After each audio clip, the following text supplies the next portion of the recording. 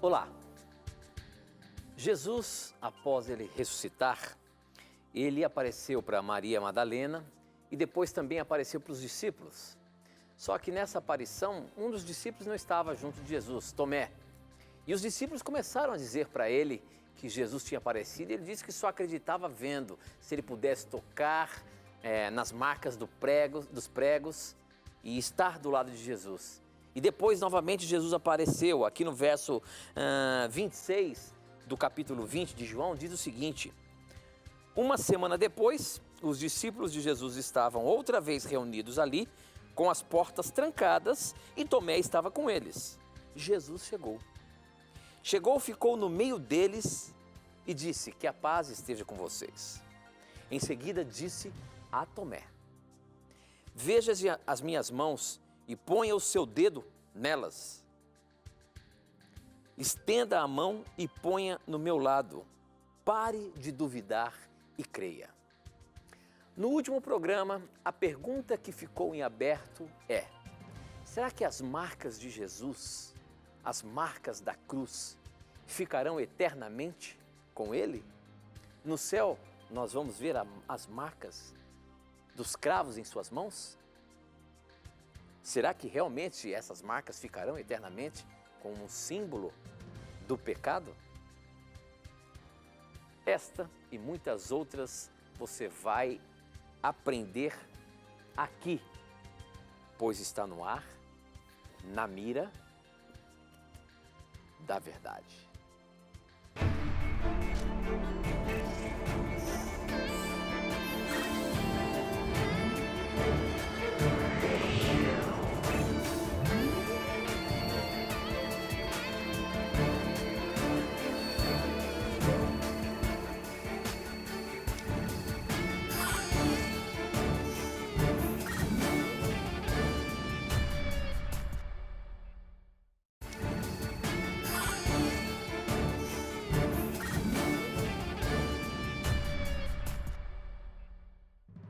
Olá, seja muito bem-vindo. Estamos começando mais um programa Na Mira da Verdade, agradecendo por você já estar aí ligadinho para juntos aprendermos da Palavra de Deus. Como você sabe, a partir de agora já nos conectamos, né?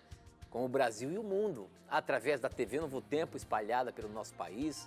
Aonde quer que você esteja nesse Brasil, você tem a chance de ver a Novo Tempo pelos mais diversos canais que temos aí, pelas TVs por assinatura e também em todas as parabólicas. Obrigado por você nos acompanhar aí em algum lugar deste Brasil. E pelo mundo, através da internet. Nós estamos ao vivo também pelo Facebook e você pode acompanhar todas as semanas o programa ao vivo também pelo Facebook. Muito obrigado por você estar aí com a gente. Quem está na mira para responder baseando-se na Palavra de Deus é ele, professor Leandro Quadros. E aí, professor, tudo bem? Graças a Deus, Tito, tudo bem? Estamos aí contentes porque poderemos mais uma vez estudarmos a Bíblia com os nossos amigos. Agradecemos pelo carinho de vocês, esperamos as perguntas de vocês. Este programa, podemos dizer que é interconfessional, ou seja, pessoas de todas as confissões religiosas podem participar. Creia ou não você, creia você ou não em algumas coisas que dissermos, estamos aqui com a mente aberta para aprendermos juntos, para discutirmos os assuntos à luz da Bíblia. Então, envie suas perguntas, vai ser um prazer para nós ter você como nosso telespectador, como nosso ouvinte também. Muito bem. Bom, esse programa, como o professor mesmo diz, é um programa onde nós estamos aprendendo mais da Palavra de Deus. O objetivo principal é motivar você a estudar a Palavra de Deus. Nós estamos aqui dando informações, mostrando textos bíblicos para tirar as suas dúvidas, mas tudo isso nós queremos incentivar você a estudar mais a Palavra de Deus. E as dúvidas, quando chegarem, pode mandar para a gente aqui que a resposta vai estar sendo dada através da Bíblia Sagrada. Muito bem, nós fechamos o programa da semana passada não dando tempo de responder a última pergunta. E a última pergunta ficou mesmo para nós abrirmos o programa. E ela estava dizendo exatamente isso. Será que as marcas da cruz estarão no corpo de Jesus para toda a eternidade? E aí eu fiz questão de ler esse texto bíblico, onde Tomé também descrente não acreditou que Jesus tinha ressuscitado, que tinha aparecido para os discípulos. E o próprio Jesus disse, vem cá, toca aqui, dá o seu dedo, coloca aqui nas minhas mãos, veja as marcas. Professor Leandro Quadros, e aí, será que essas marcas nós veremos lá no céu? Nós não temos na Bíblia uma referência direta, não é, à presença das marcas da cruz nas mãos e nos pés de Jesus, né, ou nos seus pulsos. Mas nós podemos, com alguns textos bíblicos, fazermos algumas deduções, não é?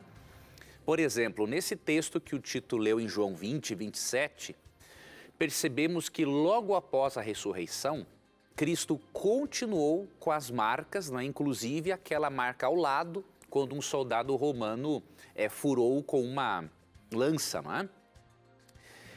Lógico que tinha um propósito aqui, né? Cristo ter as marcas da cruz seria importante para que os discípulos tivessem a certeza de que aquele Jesus que ressuscitou foi realmente aquele que morreu, não é?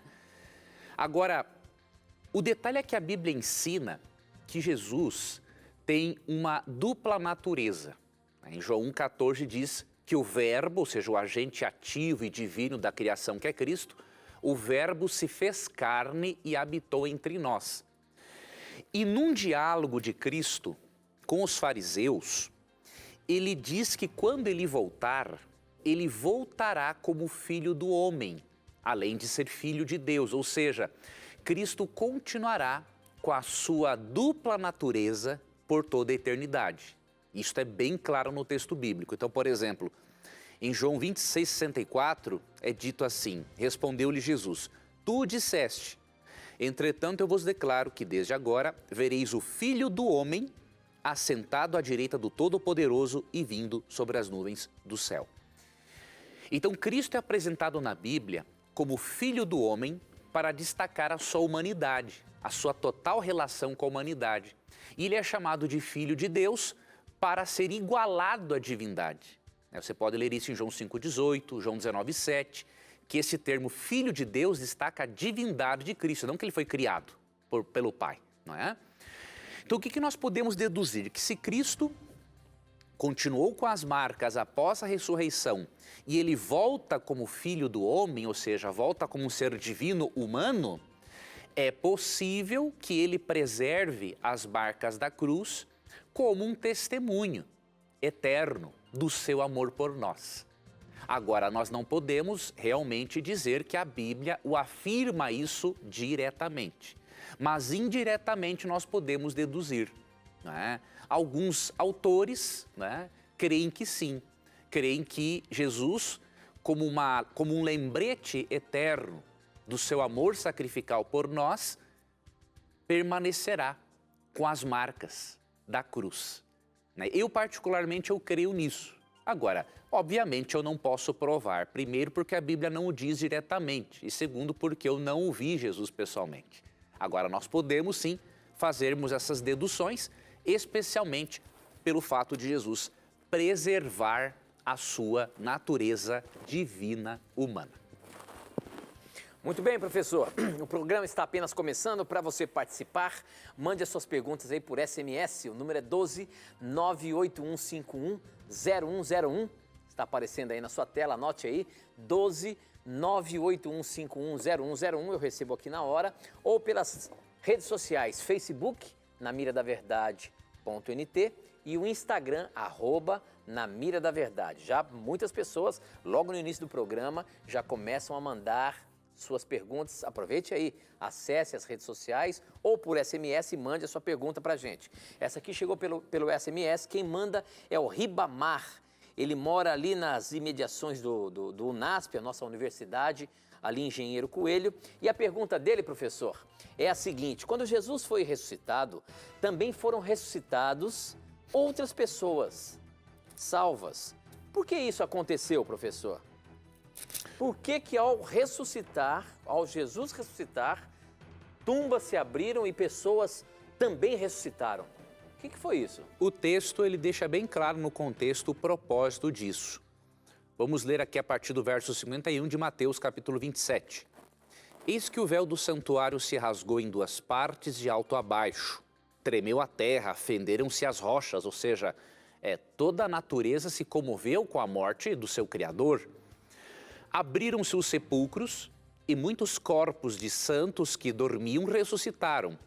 E saindo dos sepulcros depois da ressurreição de Jesus, entraram na cidade santa e apareceram a muitos. Então, qual foi o propósito da ressurreição desse grupo especial? Testemunhar da ressurreição de Cristo. Então, quando essas pessoas vissem pessoas conhecidas ressuscitadas falando de Jesus, ninguém teria dúvidas de que realmente Jesus ressuscitou. Então, essas pessoas foram, diríamos assim, as primeiras testemunhas da ressurreição de Cristo. Ok, professor, muito bem. Tem uma outra perguntinha aqui, deixa eu só ver uma coisa que está me parecendo aqui, que estou com... Deixa eu ver aqui, ó. Aqui, muito bem. Essa aqui chegou pelo nosso Instagram. Quem mandou foi o Humberto Sabino, acho que é isso. O Humberto, ele está assim bastante triste, porque eu acho que a sua mamãe faleceu, é isso mesmo. Ele diz o seguinte: a respeito da vida após a morte, professor, a minha mãe faleceu há 3 meses, estou sofrendo muito com a partida dela. Um dia eu vou encontrar a minha mãe? Ela está em descanso ou está sofrendo? Eu não sonho com a minha mãe, eu gostaria tanto de sonhar com a minha mãe. Professor, vamos ajudar ele. A questão da pós-morte. Será que a pessoa pode estar sofrendo, a pessoa pode estar descansando, a pessoa pode estar no seio de Abraão? O que mais que muitos têm dúvida? Será que no sonho eu tenho a chance de ver, de ouvir a pessoa que eu tanto amo falando comigo? Como é a questão da vida após a morte? Meu querido irmão, em primeiro lugar, quando você tiver um sonho, se você vier a ter um sonho com a sua mãe, você não precisa ficar preocupado com isso. Não é o espírito dela aparecendo a você, não é nada disso. Isso faz parte do processo de recuperação, não é? Então o cérebro, né, ele pode criar imagens, vivências que você teve com a sua mãe ou não, mas vivências até para te confortar, não é? Então isso é mais do que natural, faz parte do processo de luto. Então, em primeiro lugar, isso. Em segundo lugar, meu irmão, não tenha mesmo vergonha e nem receios de viver o seu luto, né? Você perdeu uma pessoa muito importante para a sua vida. Então, chorar, desabafar, falar com Deus, perguntar o porquê, né? Tudo com óbvio respeito e reverência a Deus. Então, esse desabafar, esse chorar, esse sentir a dor faz parte do processo de recuperação das suas emoções. Isso vai fazer bem para o seu corpo. Então, não negue realmente o seu luto, viva-o. Terceiro ponto, meu irmão, graças a Deus que por nós crermos nele. Por exemplo, um irmão, eu digo irmão porque por mais que um ateu não creia em Deus, eu creio que ele é criado pelo mesmo Deus que eu, né? Mesmo que ele não creia isso, e eu não me considero melhor do que ninguém, então somos todos iguais. Então, um irmão ateu, por exemplo, para ele a morte é o fim e acabou.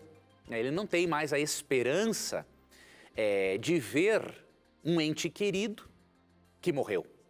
Agora, nós que cremos em Jesus Cristo, nós que cremos na ressurreição de Cristo e na promessa de Cristo de que a ressurreição dele é a garantia da ressurreição dos mortos, nós podemos nos confortarmos, não é? Com a certeza de que quando Cristo voltar, os mortos tornarão a viver. Então veja esse texto aqui de João 11, 25, por exemplo, que diz assim, ó: eu sou a ressurreição... Tomar uma aguinha aqui. Jesus disse assim, ó: eu sou a ressurreição e a vida. Quem crê em mim, ainda que morra, viverá. Então Cristo disse o seguinte: eu sou a ressurreição e a vida. Quem crer em mim, ainda que morra, viverá. E ele diz em João 6,40 o seguinte: de fato, a vontade de meu Pai é que todo homem que vir o Filho e nele crer, tenha a vida eterna. E eu o ressuscitarei no último dia. Nós cremos nas palavras de Cristo. Cristo nunca mentiu. Nenhuma das promessas de Cristo falharam. Nenhuma das profecias preditas por Cristo falharam. Por que esta falharia? Cristo veio pela primeira vez. E por que ele não viria pela segunda? Para concluir o seu plano de salvação e acabar com o mal, com as consequências do pecado, inclusive a morte. Então você pode, meu irmão, sim, crer na ressurreição. E enquanto a sua mamãe repousa no sono da morte, com isso eu já lhe digo que a morte, biblicamente, é um sono, não é? Sem sonhos. A Bíblia diz que você pode sim se confortar com esta certeza. 1 Tessalonicenses 4, 16 e 17. Porquanto o Senhor mesmo, dada a sua palavra de ordem, ouvida a voz do arcanjo, ressoada a trombeta de Deus, descerá dos céus e os mortos em Cristo ressuscitarão primeiro. Veja, assim como Cristo veio pela primeira vez e dividiu a história em antes e depois de Cristo, ele prometeu voltar pela segunda vez. E quando ele voltar pela segunda vez, os mortos serão ressuscitados. Verso 17. Depois nós, os vivos, os que ficarmos, seremos arrebatados juntamente com eles entre as nuvens para o encontro do Senhor nos ares, e assim estaremos para sempre com o Senhor. Consolai-vos, pois, uns aos outros com estas palavras. Então os mortos serão ressuscitados na volta de Cristo, os vivos serão transformados e depois trasladados. Transformação dos vivos você pode ler em 1 Coríntios 15, né? E aí o verso 18 diz assim, ó, consolai-vos, pois, uns aos outros com estas palavras. Então, meu irmão, apegue-se a Jesus, a promessa dele na ressurreição, e você poderá sim ter a alegria de rever a sua mamãe de acordo com esses textos que a Bíblia apresenta. Confie em Deus, confie na Bíblia, viva o seu luto, não é? Procure fazer uma atividade física quando sentir vontade, sem nenhuma pressão, e você vai se recuperar mais gradativamente. E se acontecer, meu irmão, de você passar por esse luto, se esse luto durar aí mais que 6 a 8 meses, aí eu recomendo que você busque uma ajuda psicoterápica, né, para você não levar esta carga sozinho. Muito bem, professor. Eu queria aproveitar para você, meu irmão, que fez essa pergunta, e também a você que está nos assistindo aqui. Nós oferecemos um curso bíblico que chama-se Verdades para o Tempo do Fim. Esse curso bíblico é fantástico. Ele está relacionado com tudo que nós estamos vivendo nesses últimos tempos. O tempo do fim. E uma das lições que o curso apresenta, ele fala exatamente sobre esse tema da vida pós-morte. Ele tem como título Brincando com a Morte. Eu acho que você vai entender muita coisa com respeito a essa questão da morte. E outros temas que nós temos aqui também no curso bíblico. Um profeta entre nós é um dos outros temas que nós temos. O tema 12º aqui, todo olho verá. Você crê que Jesus vai voltar e todos ao mesmo tempo verão a Jesus? Temos aqui textos bíblicos que reforçam essa teoria, essa teologia. A cruz no deserto. O que quer dizer, como é que foi essa questão da cruz? Enfim, temas fantásticos de um curso bíblico completo que está num formato de revista que você pode levar para qualquer lugar e ler e estudar. Basta você entrar agora no nosso blog novotempo.com/na mira da verdade, você vai ver que tem a imagem dessa revista lá, você clica lá e você vai ser direcionado para fazer um cadastro. Preenche os seus dados e você vai receber sem pagar nada aí na sua casa. É um presente nosso para você. Não perca tempo não, já milhares de pessoas já pediram esse curso bíblico. Se você que nos acompanha ainda não pediu, peça agora mesmo, acesse o nosso blog, novotempo.com/na mira da verdade e peça hoje mesmo o seu curso bíblico gratuito, Verdades para o Tempo do Fim. Muito bem, nós temos ainda um tempinho, eu quero colocar uma pergunta aqui. Vamos fazer o seguinte, nós vamos para um breve intervalo e depois tem uma pergunta interessantíssima para você aprender um pouco mais da Palavra de Deus. Não sai daí não, a gente volta já já.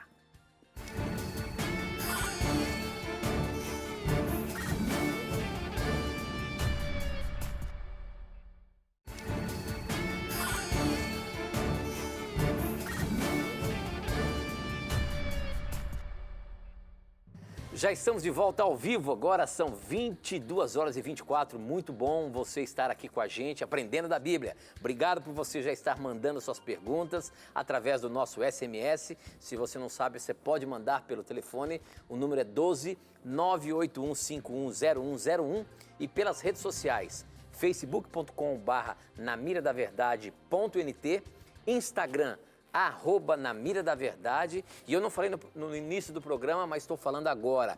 Também no blog você pode mandar sua pergunta que a gente recebe aqui na hora. Pode mandar lá, daqui a pouquinho eu vou colocar uma pergunta que chegou aqui interessante no nosso blog. Mas antes, eu quero colocar essa que chegou pelo Facebook. Quem mandou foi o Ricardo Palermo. A pergunta dele é a seguinte, professor. Eu gostaria de perguntar ou de saber como é a possessão demoníaca. Ele entra no corpo da pessoa ou é apenas um controle mental? Já perguntei a muitos pastores e não souberam responder. A única coisa que parece que ficou claro é que tem que ter permissão. Assim como a legião, que depois de ser expulsa por Jesus, daquele homem, foi aos poucos, antes pediram permissão. Professor, essa questão da possessão demoníaca é só mental? Pode ser física e o demônio tem que ter autorização do ser humano para entrar? Como é que é isso? Veja, a possessão demoníaca, na verdade, eu assim particularmente, a Bíblia não é clara sobre o assunto, mas particularmente eu não consigo imaginar uma legião de demônios entrando e servindo dentro do corpo de uma pessoa. Né? Então isso eu creio, pelo que eu leio e entendo do texto bíblico, se eu estiver errado, alguém vai me corrigir e eu vou ver algum comentário que me ensine o contrário, mas a possessão demoníaca costuma ser um domínio da mente da pessoa. E obviamente que ao dominar a mente da pessoa, Satanás tem acesso aos domínios do corpo, né? Aos movimentos do corpo.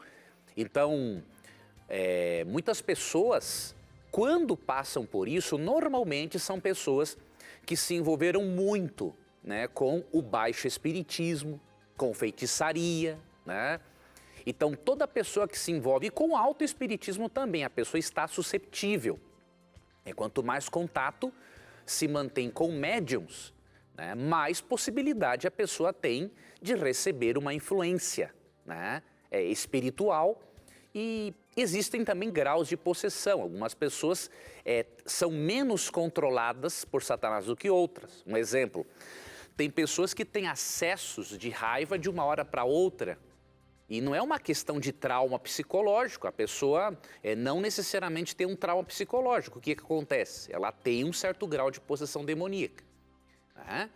E alguns chegam a argumentar, não, mas possessão demoníaca na verdade é enfermidade mental, não tem nada a ver uma coisa com a outra. Vou dar um exemplo. Uma pessoa enferma mentalmente, se você fala o nome de Jesus, para ele é indiferente. Entendeu?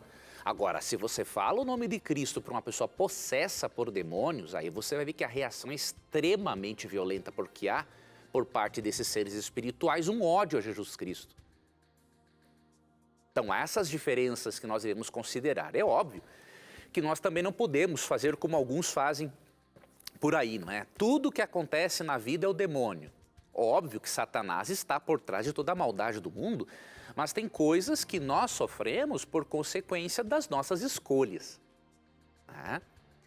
Um outro detalhe que vale a pena mencionar e que isso eu pude presenciar, né, é que pessoas envolvidas com espiritismo e pessoas que são muito envolvidas com o álcool, a bebida alcoólica acaba enfraquecendo, né, a força de vontade da pessoa.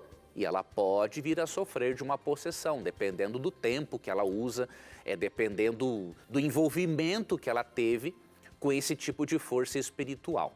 Tá?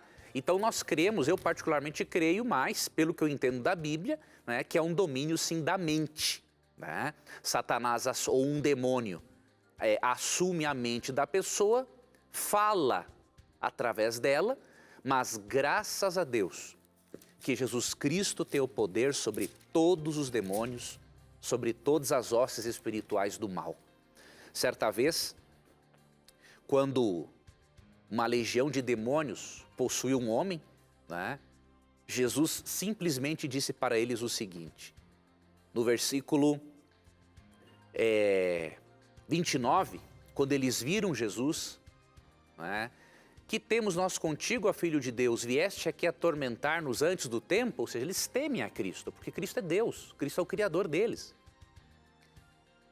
E aí, verso 31, esses demônios rogaram a Jesus para que não os expulsasse dali, e aí que os autorizasse a ir para a manada de porcos. E aí Jesus falou, pois ide, ordenou-lhe Jesus. Ou seja, uma simples palavra, Cristo deu a ordem, os demônios saíram da vida daquele homem e ele foi restaurado. Tá? Então eu sugiro, se você conhece alguém que tem dúvidas quanto a estar sofrendo de possessão demoníaca ou não, é bom você consultar um pastor experiente e um psiquiatra cristão experiente. Tem que ser cristão, porque obviamente o que não é cristão, ele não crê nisso. Agora, um cristão, ele sabe fazer a mescla daquilo que a ciência ensina com aquilo que a Bíblia ensina. Tá? Então, eu recomendo isso, caso você tenha dúvidas em relação a alguém ou alguém da sua família. Muito bem, professor. Tem uma perguntinha que chegou aqui pelo nosso SMS. Deixa eu ver se tem um nome. O Rodrigo, ele é de Paulínia, São Paulo. Rodrigo, a sua pergunta foi pescada. E ele diz o seguinte, sou membro da congregação cristã no Brasil e além do uso do véu por parte das irmãs, também praticamos o ósculo santo. E eu gostaria de saber se há uma base bíblica sólida para tal doutrina. A questão do véu, professor, nas mulheres, isso aí a Bíblia diz que tem que ser assim, as mulheres devem usar véu. E a questão do ósculo santo, que é o beijo do homem, né, com o homem. Existe algum problema nisso? Tem base para isso ser obrigatório? Como é que é? O ósculo santo tem base bíblica, sim. Se encontra em Romanos 16:16, que diz assim, saudai-vos uns aos outros com ósculo santo. Todas as igrejas de Cristo vos saúdam. Então a palavra ósculo, do grego ósculum, quer dizer beijo. Então, nos tempos bíblicos, não era comum os homens se saudarem dando um beijo no rosto de outro homem. Até hoje algumas culturas são assim. Por exemplo, na Argentina, quando a pessoa se conhece bem, ou seja, os amigos íntimos, também não é qualquer pessoa, os amigos íntimos se dão um beijo no rosto, né? Então não tem nada de errado nisso. O que nós devemos fazer é não levar isto como sendo um princípio obrigatório. Qual é que é o princípio por trás disso? Você tem que saudar as pessoas. Agora, se é por meio do ósculo, beijo no rosto, se é um apertar da mão, ou se é como oriental, que é baixar a cabeça, não importa. O que importa é você seguir o princípio de cumprimentar as pessoas. Tá? Então, cada cultura tem uma forma de cumprimentar. E para algumas culturas, pegar na mão não é apropriado, para outras sim. Né? Para algumas culturas não é apropriado um homem beijar no rosto de outro homem, mas para as outras culturas é apropriado. Né? Então, essa é uma questão cultural. O que vale é o princípio por trás, que é o quê? Saudar-se. Então, os irmãos da congregação não estão errados em fazerem isso, e aqueles irmãos de outras igrejas que não se cumprimentam desta forma também não estão errados. Ok? Desde que eles se saúdem. O princípio é esse. Sobre a questão do véu, veja, não é um erro também uma irmã da congregação cristã no Brasil usar o seu véu. O erro está quando isto é imposto como sendo um princípio de ordem moral. Por quê? Quando nós lemos o texto bíblico, nós percebemos que, na verdade, havia uma questão cultural envolvida aí. O princípio não era o uso do véu, o princípio era pureza, bom testemunho diante da sociedade, decoro. Por quê? Quando você lê 1 Coríntios 11, você percebe um detalhe interessante no verso 14. Ou não vos ensina a própria natureza a ser desonroso para o homem usar o cabelo comprido, e que se tratando da mulher é para ela uma glória? Mas aqui tem um detalhe. O judeu usava o cabelo comprido pelo ombro. Nos dias do Antigo Testamento, tinha o nazireu, que se dedicava a Deus e não cortava o cabelo por um bom tempo. Então, qual é o problema aqui? Então, você vê que não é um princípio, tinha uma questão cultural aqui. E quando nós vamos para a questão cultural, nós entendemos. Paulo aqui pediu para os homens não usarem o cabelo comprido, porque ali em Corinto, né, os prostitutos cultuais usavam o cabelo comprido, ok? E em Corinto, quem cortava o cabelo, ou a mulher, não é, ou não usava o véu em público, isso era falta de decoro, porque as prostitutas cultuais viviam assim. Então, o que Paulo quis fazer aqui? Deu esta orientação de acordo com a cultura local, para que a igreja não entrasse em conflito com a cultura local, porque isso criaria o quê? Uma barreira para pregar o evangelho. Né? Agora, você não vê Paulo dar esta orientação a outras igrejas. Por quê? Porque no contexto cultural onde essas igrejas estavam, isso não era um problema. Tá? Então, o que vale para todas as épocas é o quê? É o decoro. Você tem que vestir-se de uma forma decorosa e que você não escandalize a sociedade onde você está inserido, para não criar barreiras para o evangelho. Agora, a forma como isso vai acontecer varia de acordo com o tempo. Tá? Então, em resumo, não é erro uma irmã da igreja, da congregação, utilizar o seu véu. O erro é interpretar isso como um princípio de ordem moral, sendo que o princípio por trás é o que está valendo, o decoro. Muito bem, professor, muito bem. Tem uma perguntinha que chegou aqui pelo nosso blog. Quem mandou foi o Lucas, de Belo Horizonte, e a pergunta dele é a seguinte. Professor, se no céu seremos iluminados pela glória de Deus, na nova terra, nós continuaremos tendo o sol e a lua ou também seremos iluminados pela glória de Deus?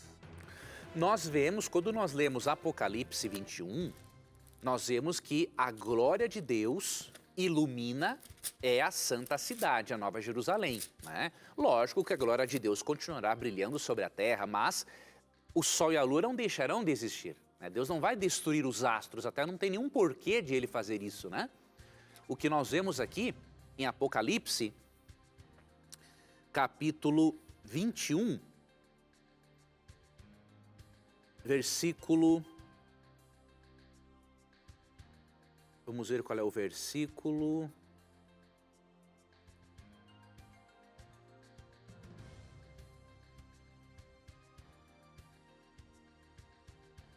Eu acho capítulo 22. Isso, capítulo 22, ó, versículo 3. Versículo 4. Contemplarão a sua face e na sua fronte estará o nome dele. Então, verso 5, já não haverá noite, nem precisam eles de luz de candeia, nem da luz do sol, porque o Senhor Deus brilhará sobre eles e reinarão pelos séculos dos séculos. Aqui no contexto, né, é a cidade santa da qual está falando, né? Fala do céu, ó. Verso 1, então me mostrou o rio da água da vida, brilhante como cristal, que sai do trono de Deus e do Cordeiro. No meio da sua praça, de uma outra extremidade, de uma outra margem do rio, está a árvore da vida. Então, nós não precisamos da luz do sol, é na Nova Jerusalém, né? Na cidade onde a glória de Deus brilha por completo. Agora, aqui na Nova Terra, mesmo que a glória de Deus continue a brilhar sobre nós, o sol e a lua continuarão a existir. Né? Não vemos nada na Bíblia que indique que Deus vai destruir os astros, pelo contrário. Na Nova Terra, que Deus prometeu ao israelita, caso ele fosse fiel às promessas, no cumprimento da aliança, né? Essa nova terra que vai agora cumprir-se com a igreja, o sol é mencionado lá, bem como a lua. Né? Por exemplo, Isaías 66, 22, 23, diz assim, que de uma lua nova a outra e de um sábado a outro virá toda a carne a adorar perante mim, diz o Senhor. Ou seja, as festas de lua nova eram a festa mensal e o sábado é uma comemoração semanal. E para nós sabermos, não é? Isso, óbvio, a lua e o sol têm que continuarem existindo. Ok, professor, muito bem. Tem mais uma perguntinha aqui por SMS. Muito obrigado a você que está mandando suas perguntas por SMS, pelo Facebook, Instagram. Tem pergunta para todos os lados. Obrigado pela sua participação. Não desista se a sua pergunta não foi pescada no programa de hoje, hein? Continue persistindo e mandando a sua dúvida. Essa aqui quem está mandando é a Patrícia. A Patrícia, ela é, deixa eu ver de onde... acho que ela é de São Paulo. A Patrícia diz o seguinte, professor. Boa noite, parabenizo pelo programa e envio abraços a vocês. Muito obrigado, Patrícia. Assistindo a um programa na Rede Novo Tempo, deparei-me com a declaração do pastor que conduzia o programa de que em determinado ponto da história, os judeus deixaram de ser o povo escolhido de Deus. Ora, depois dessa declaração, perdi toda a motivação de ver o programa. Estudei toda a vida no colégio adventista e essa declaração nunca foi me ensinada. Óbvio que desconsiderei essa afirmação totalmente. Se o pastor ensina isso, chama Deus de mentiroso. Ou, pergunto, ele está chamando Deus de mentiroso? Desconsiderei totalmente, ou melhor, ele desconsiderou totalmente o que foi escrito pelo profeta Jeremias no capítulo 31, versículo 35 e 36. Como diz o apóstolo Paulo, se ensoberbeceu sobre os ramos naturais, conforme carta aos Romanos, não reconhecendo sua condição de enxertado na raiz, que é e sempre será Israel. Muito bem, professor. Essa é uma pergunta interessante. Será que o povo judeu, em certo momento da história, deixou de ser o povo escolhido? Você vai responder já já, depois do intervalo. Não sai daí não. A resposta vem daqui a pouquinho.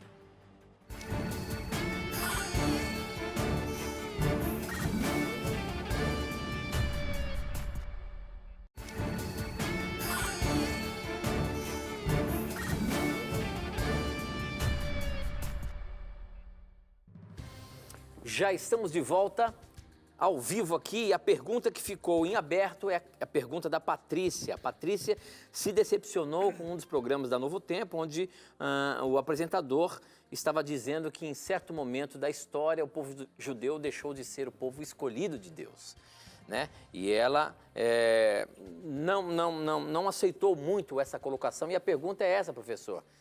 De fato, em algum momento da história, Deus fez isso? Deixou de ter os judeus como seu povo escolhido? Nós temos que analisar pelo menos 2 versos para termos a posição bíblica correta e equilibrada sobre esse assunto. Eu creio, não sei qual é o pastor do qual a Patrícia se refere, mas eu creio que quando ele falou que o povo judeu foi rejeitado, foi no sentido missiológico, mas não no sentido de fazer parte do povo de Deus. Ou seja, Jesus disse realmente aos fariseus de que por eles rejeitarem a Jesus, eles não seriam mais os únicos instrumentos de Deus para preservar a sua lei ou para levar o conhecimento de Deus para a humanidade. A partir dali, ele incluiria também os gentios. Então, não podemos dizer que Deus rejeitou os judeus. Né? Isso não acontece, por exemplo, em Romanos 11, que eu vou ler. Agora, podemos dizer que a função deles de serem os depositários da verdade divina, essa função eles não têm mais realmente, até porque o judeu não crê em Jesus Cristo como Salvador e como Messias, né? Com exceção dos messiânicos. Então, na parábola dos lavradores maus percebemos isso. Mateus 21, 33 diz assim, atentai noutra parábola. Havia um homem dono de casa que plantou uma vinha, cercou-a de uma sebe, construiu nela um lagar, edificou-lhe uma torre e arrendou-a a uns lavradores. Você vai ver no contexto que os lavradores simbolizam aqui os fariseus, tá? Depois se ausentou do país. Ao tempo da colheita enviou os seus servos aos lavradores para receber os frutos que lhe tocavam. Os servos são os profetas, que os líderes religiosos rejeitaram, né? E os lavradores, agarrando os servos, espancaram a um, mataram a outro e a outro apedrejaram. Enviou ainda outros servos em maior número e trataram-nos da mesma sorte. E por último enviou-lhes o seu próprio filho, dizendo, a meu filho respeitarão. Mas os lavradores, os fariseus, não é? Vendo o filho, Jesus, disseram-lhe entre si, este é o herdeiro, ora, vamos matemo-lo e apoderemo-nos de sua herança. E agarrando-o, lançaram-no fora da vinha e o mataram. Quando, pois, vier o senhor da vinha, que fará aqueles lavradores? Responderam-lhe, fará perecer horrivelmente a estes malvados e arrendará a vinha a outros lavradores que lhe remetam os frutos no seus devidos tempos. Perguntou-lhes Jesus, nunca lês nas Escrituras a pedra que os construtores rejeitaram, o próprio Cristo? Essa veio a ser a principal pedra angular? isso procede do Senhor e é maravilhoso aos nossos olhos? Portanto vos digo que o reino de Deus vos será tirado e será entregue a um povo que lhe produza os respectivos frutos. Então, Jesus é bem claro em dizer, né, que a função deles de serem os depositários da verdade seria retirada, não é? E seria transferida para um povo que agora inclui também os gentios, para que este povo desse os devidos frutos e levasse o evangelho a toda criatura.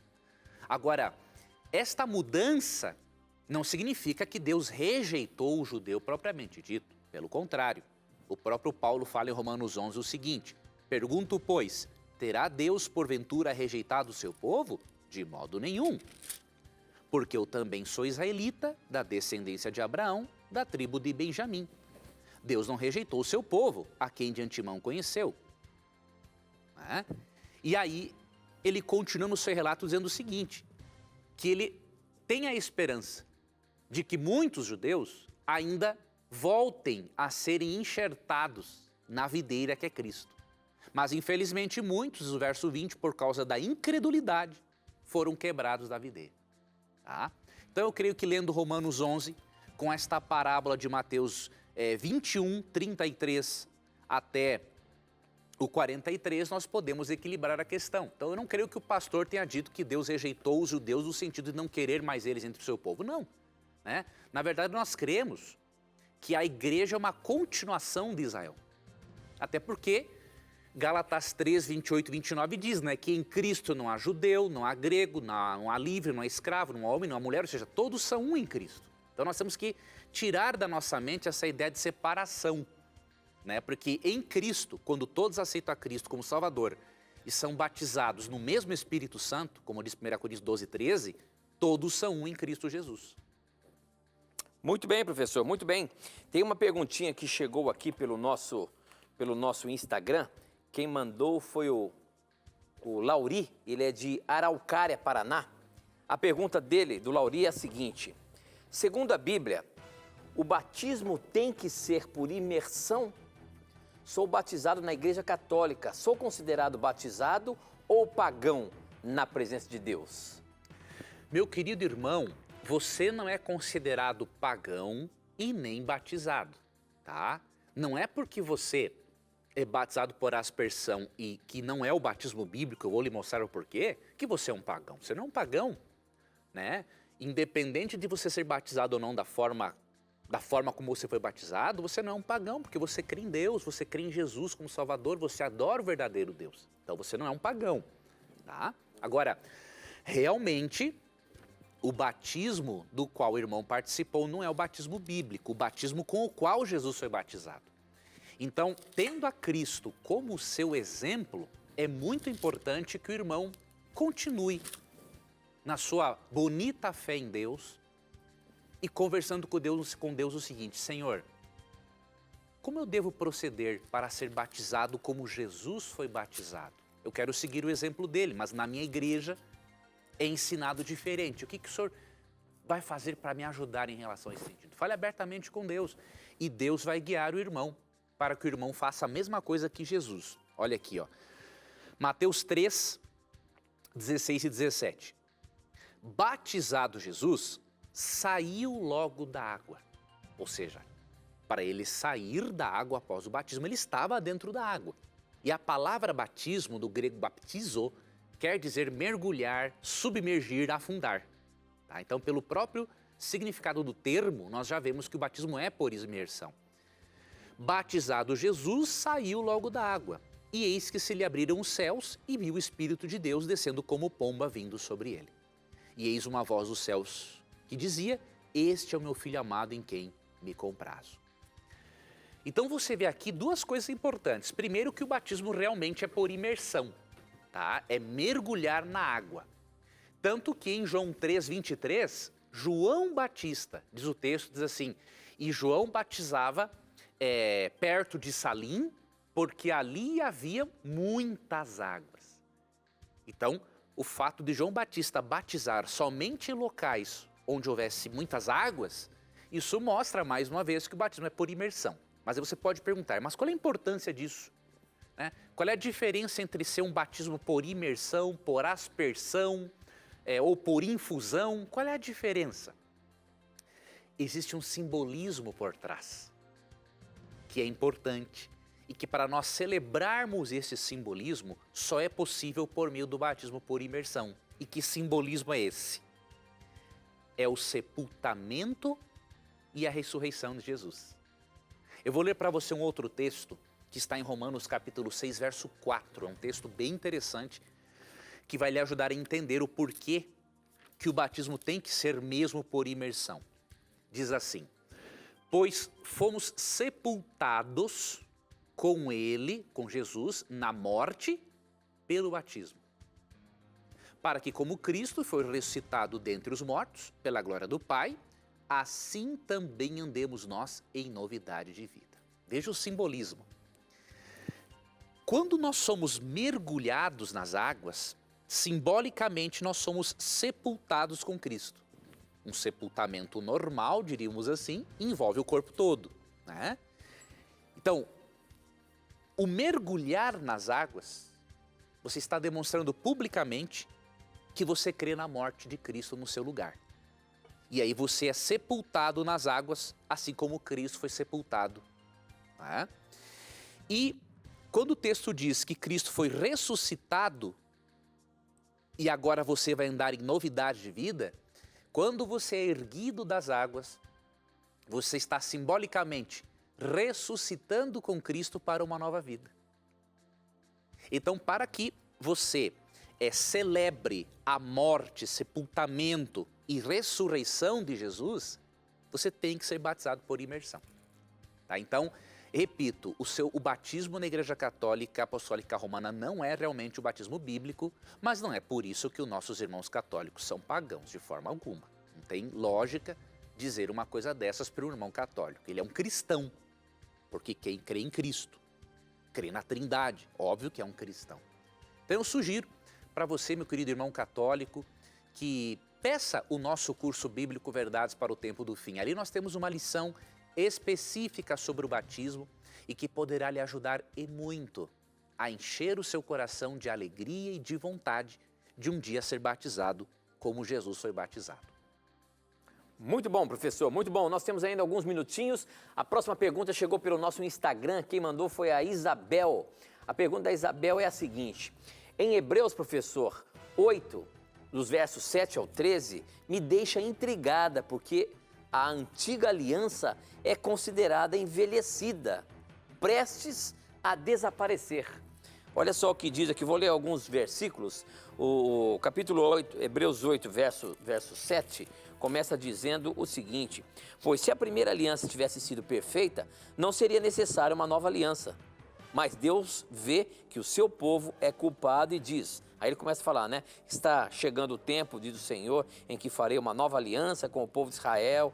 E depois lá no verso 13, ele diz o seguinte: quando Deus fala da nova aliança, é porque ele já tornou velha a primeira. E o que está ficando velho e gasto vai desaparecer logo. Essa antiga aliança está relacionada com o Velho Testamento? Aí é que está um detalhe, nós não podemos, querida telespectadora, entendermos Antiga e Nova Aliança como referências aos livros do Antigo ou do Novo Testamento, ou a diferentes formas de Deus salvar o ser humano. Não.